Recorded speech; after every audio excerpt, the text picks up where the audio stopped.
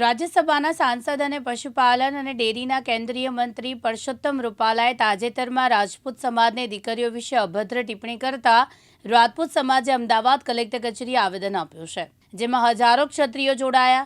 જો કે બીજેપી રાજકોટના ઉમેદવાર પરસોત્તમ રૂપાલાને નહીં બદલે તો દેશભરમાં આંદોલન કરવામાં આવશે। તેમ છતાં સરકાર પગલાં નહીં ભરે તો દરેક શહેરમાં રાજપૂત સમાજના 100 ઉમેદવારો ચૂંટણીમાં ઊભા રાખવામાં આવશે।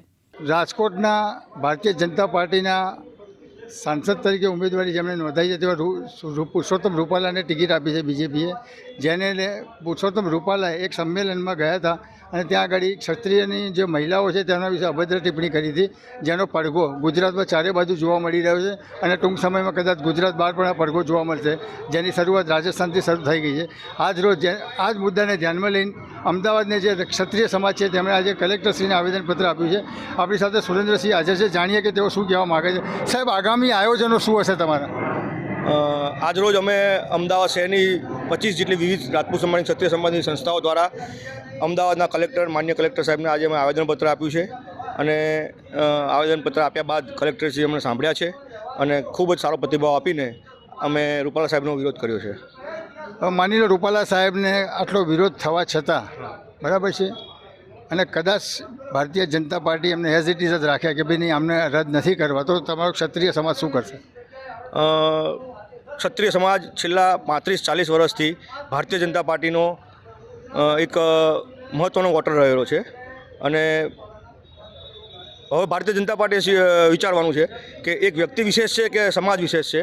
આ સમાજે હંમેશા છેલ્લા 40 વર્ષથી ભારતીય જનતા પાર્ટીને મોટા મોટા નેતાઓ આપ્યા છે અને આ સમાજ વફાદારી સાથે હર હંમેશ ચૂંટણીમાં ભારતીય જનતા પાર્ટીને વોટ આપતો આવ્યો છે। એટલે હવે સમગ્ર ગુજરાતના રાજપૂત સમાજ એક થયો છે ત્યારે ભારતીય જનતા પાર્ટીએ વિચારીને સમાજની લાગણીને માન આપીને રૂપાલા સાહેબને સત્વરે ટિકિટ રદ કરે અને ત્યાં કોઈ પણ બીજા જ્ઞાતિના ઉમેદવારોને ટિકિટ આપે તો અમને કોઈ વાંધો નથી। રૂપાલા સાહેબે માફી માગી લીધી આવું તેઓ વારંવાર કહે છે અને બીજું એમને ધ્યાનમાં લઈને જયરાજસિંહે એમને સપોર્ટ કરી રહ્યા છે, તો જયરાજસિંહની બાબતમાં તમારું શું માનવું છે? રૂપાલા સાહેબે જે માફી માગી છે એ ભારતીય જનતા પાર્ટીના આગેવાનો એમના કાર્યકરોની સામે માફી માગી છે।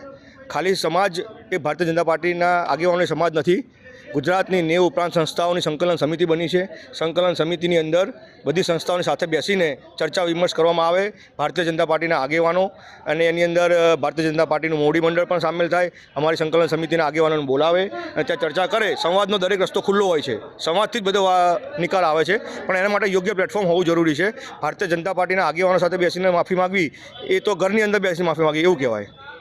રાજકોટની ક્ષત્રિય સમાજની મહિલાઓએ ગઈકાલે એવું જણાવ્યું કે જો આનું સમાધાન નહીં થાય એટલે કે અમને રદ કરવામાં નહીં આવે ઉમેદવાર તરીકે તો ક્ષત્રિય સમાજની 100 બહેનો ઉમેદવારી નોંધાવશે। હવે તમે જાણો છો કે 100 બહેનો જો ઉમેદવારી નોંધાવે તો બેલેટ પેપરથી વોટિંગ શરૂ થઈ જાય, શું કહેવું છે? જી બિલકુલ, જો ઉમેદવારી પત્ર રદ કરવામાં ના આવે તો ક્ષત્રિય સમાજે બીજા પણ એના પોતાના વિરોધના વિકલ્પો વિચારવા પડે અને માત્ર રાજકોટ નહીં, લોકસભાની 8 સીટો એવી છે કે જ્યાં બહુમત રાજપૂત સમાજના છે, એટલે દરેક 8 સીટો ઉપર 100, 150 યુવાનો અને માતાઓ બહેનો પણ ચૂંટણી લડવાનું વિચારી રહ્યા છે। મિત્રો, આ હતા સુરેન્દ્રસિંહ। હવે આ મુદ્દો એ છે કે હવે રૂપાલા સાહેબને આ લોકો શું કરે છે, ખાસ કરીને ભારતીય જનતા પાર્ટી, કારણ કે હવે આ ઉગ્ર રોષ ચારે બાજુ ફેલાઈ ગયો છે। હવે જોવાનું એ રહેશે કે આ ઘટનામાં ક્ષત્રિય સેના અને ટૂંકમાં આખા ભારત દેશના જે રાજપૂત સમાજ છે તેમનું સ્ટેન્ડ શું હશે। જો કાલ ઉઠીને કદાચ સમાધાન થઈ જાય તો રાજપૂત સેના શું કરશે, ખાસ કરીને પુરુષોત્તમ રૂપાલાને લઈને તે જોવાનું રહેશે। જોતા રહો દિવ્યાંગ ન્યૂઝ, ગિરીશ જોશી, અમદાવાદ।